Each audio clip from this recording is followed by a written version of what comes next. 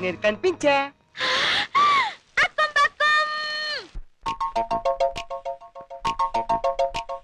చినుకు చినుకు అందెలతో చిటపట చిరు సవ్వడితో నీలి మబ్బు పురుల ముడిని జార విడిచి బొళ్ళు మరిచి మానగాడ ఆడింది మైదారంగా.